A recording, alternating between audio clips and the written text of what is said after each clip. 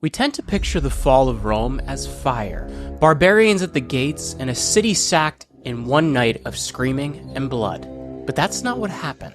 On August 24th, 410 AD, the Visigoths didn't break down the gates of Rome. The gates were opened from the inside, by slaves, by people who'd been living inside the empire for decades, and had quietly stopped believing in it. Rome wasn't murdered. It was hollowed out over decades by three forces that had nothing to do with barbarians. The first was money. The silver denarius had been cut with so much copper, it was barely worth the metal it was stamped on, which meant soldiers were being paid with worthless coin, and taxes were being collected in grain because the currency itself had stopped meaning anything. The second was borders. The forts along the Rhine sat unmanned, garrisons that existed on paper, but melted away in reality. The frontier wasn't overrun, it was abandoned. And the third was power. The Emperor Honorius was hiding in Ravenna, a swamp city with marsh walls, issuing laws that nobody enforced. When they told him Rome had fallen, he thought they meant his pet chicken, a bird named Roma. Empires aren't killed. They become unkillable, and then they dissolve from the inside. And this wasn't just a Roman problem, it's a pattern. If you understand what really happened in 410, not the fire, not the screaming, not the slow but quiet hollowing underneath it, you'll recognize exactly where we are today.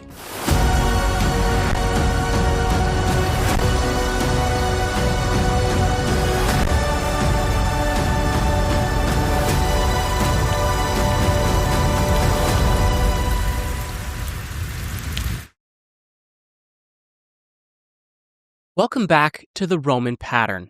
I'm your host, Jeremy Ryan Slate, CEO of Command Your Brand. Check us out at commandyourbrand.com. And now, our story. Let me tell you what Rome actually was in the year 410. Not the Rome of Augustus, not the marble city of the Caesars. The Rome of 410 was a city that had already been abandoned by its own emperor. The imperial court hadn't lived there in over a century. The western capital had moved to Milan, and then to Ravenna, a swamp city behind marsh walls, chosen because it was easier to defend. The emperor didn't even visit Rome. The Senate still met in the old hall, still wore the robes, still passed decrees that nobody read. But Rome was a theater set. The real machinery of power had moved on, and the people who lived there knew it.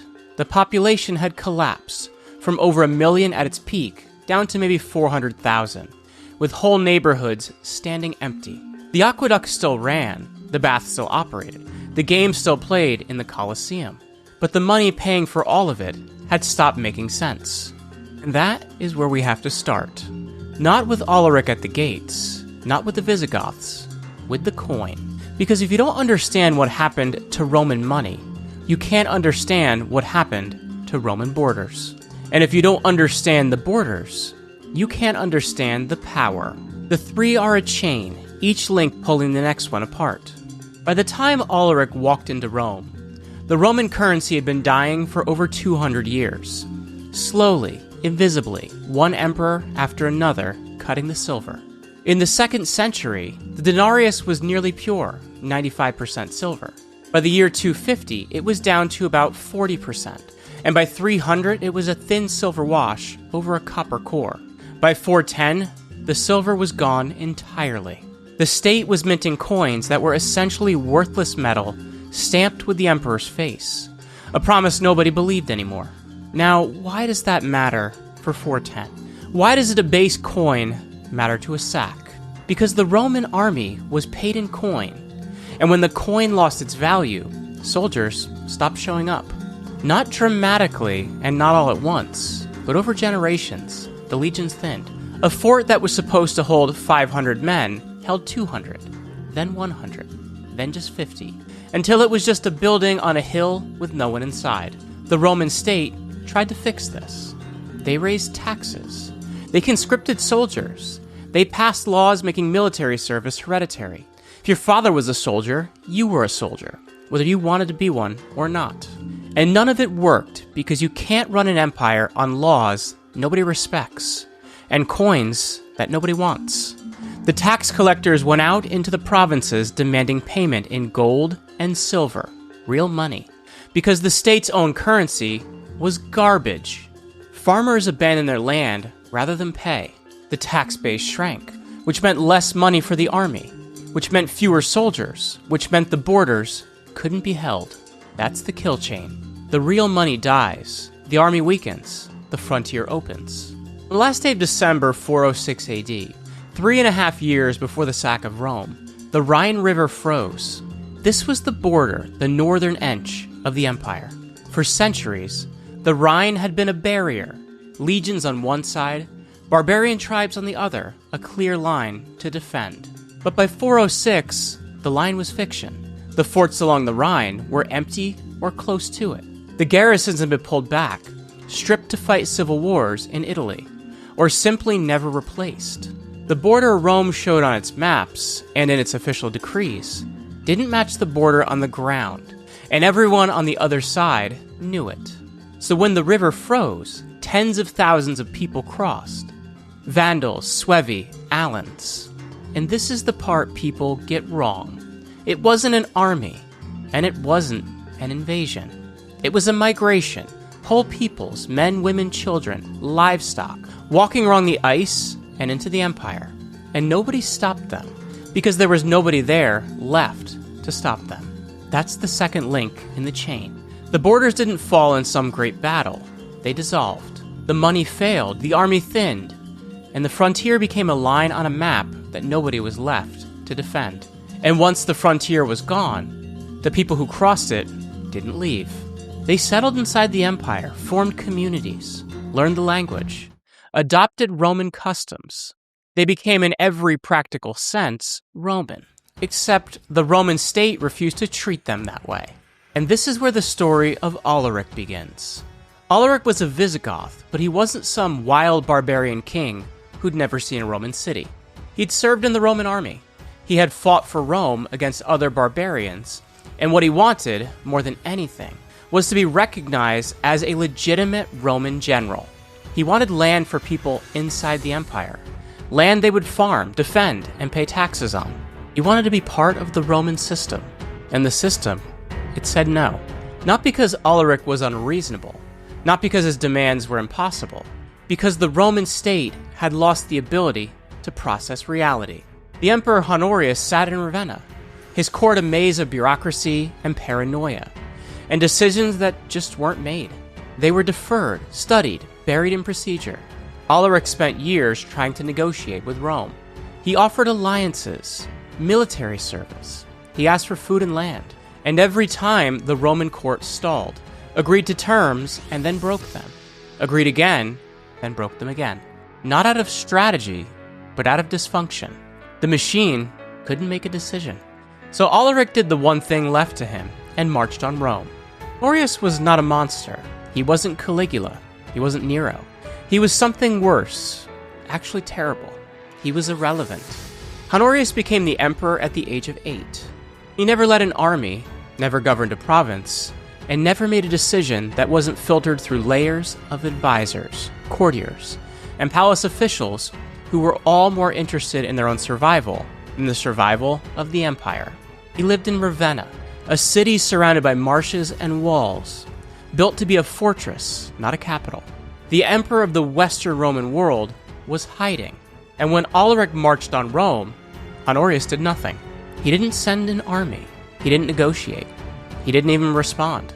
The city of Rome, the symbolic heart of the empire, a city that hadn't been breached by a foreign enemy in 800 years, was left to save itself. The Senate panicked. They tried to buy Alaric off with gold, and he took the gold. They tried to recruit an army from the civilian population. Slaves were promised freedom if they fought. It was too little, too late. On August 24th, 410 AD, the gates of Rome opened. And here's the thing you have to understand about that moment.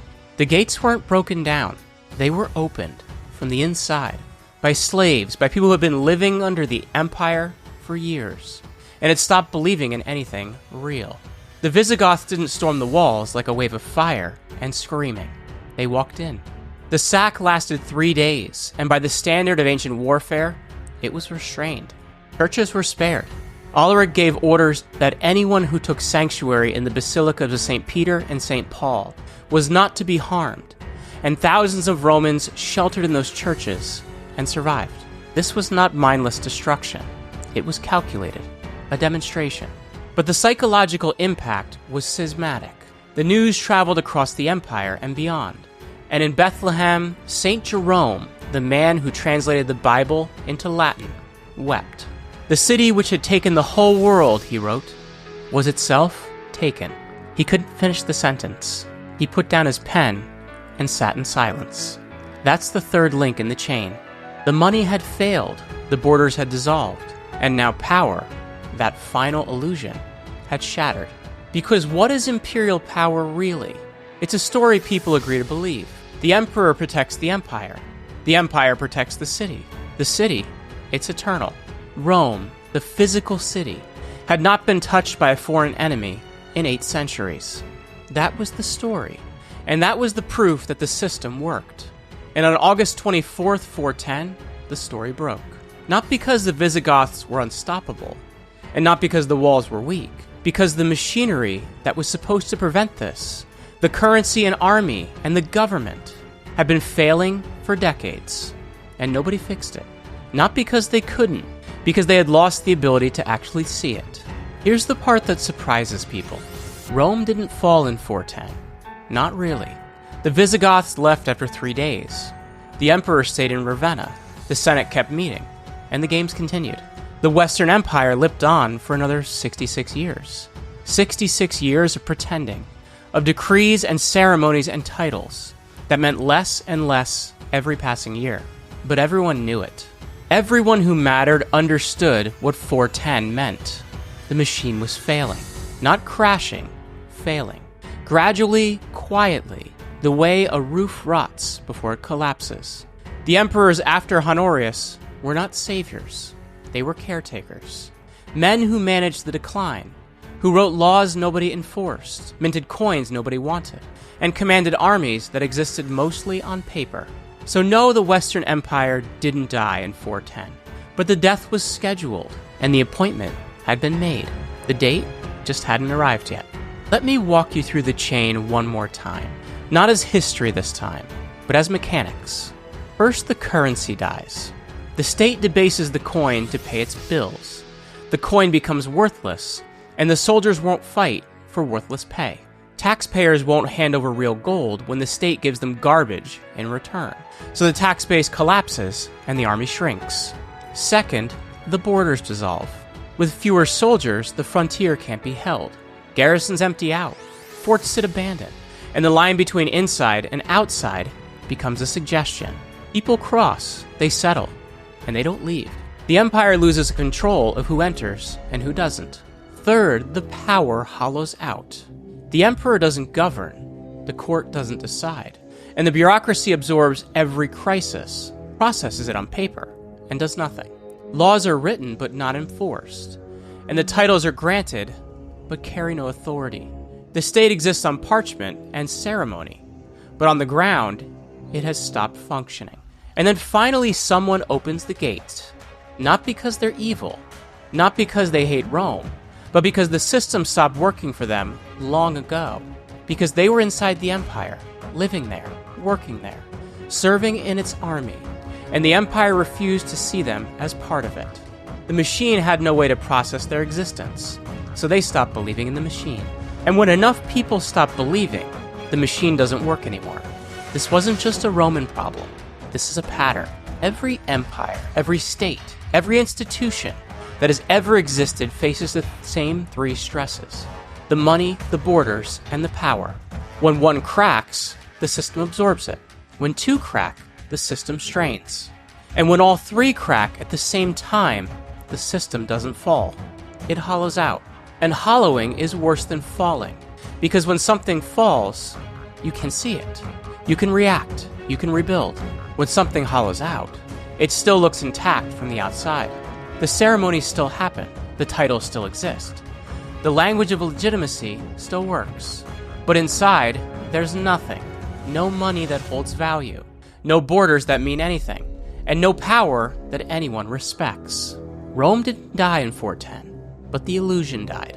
The story that had held the empire together for 8 centuries, an eternal city, protected by a divine order, governed by laws that worked, stopped being believable. And once the story dies, the rest, it's waiting. And here's why this matters. Not because Rome was special, because the pattern is universal. When a currency loses its value, people stop trusting the institution that prints it. When borders become lines on a map that nobody defends, people stop believing in the distinction between inside and outside. And when power stops governing, when it exists only in ceremony and decree, people stop obeying. Not because they're rebels, but because the system broke its side of the bargain first. This is what empires do. Not all at once. Not in a single day of fire and screaming. Quietly over decades while everyone pretends not to notice. And the people who opened the gates in 410, they weren't foreign invaders. They were inside the empire, and they'd been inside for years. The only thing that changed on August 24th was that they finally admitted what everyone already knew. The machine had already failed. The sack was just the paperwork catching up. Same pattern, different century. Rome is falling right now. You're just watching the replay. This has been The Roman Pattern. I'm Jeremy Ryan Slate. Please like this video, leave us a comment, and smash that subscribe button if you want more of The Roman Pattern.